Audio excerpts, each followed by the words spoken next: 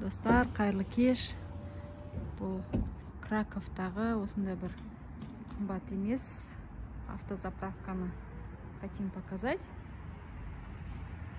Негізі ананың ішінде туалет бар, вот магазин, но они закрылись, через окошко работают. Бағасы қазіргі таңда 95-ші 6-да 59. 6 злоты 59 грошей. По сегодняшнему дню это самый дешевый бензин в Кракове. Вот, посмотрели везде.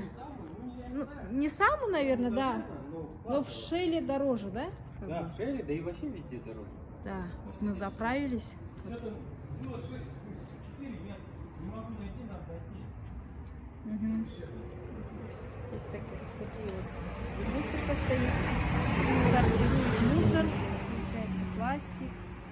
Вот такое вот продукты, питание. Вот так.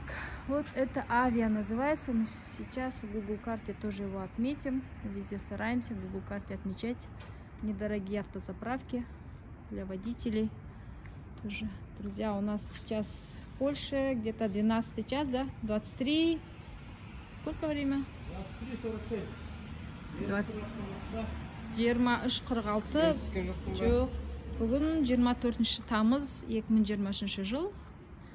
Польша, Краков, Авиа деген жанармай бекеті.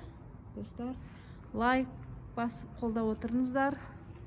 Бұл Польшада жүрген қазақтар, отандастар болса, лайк басып қолдап отырыңыздар. Келесі видеоға дейін біз демаламыз, ертеңге дейін.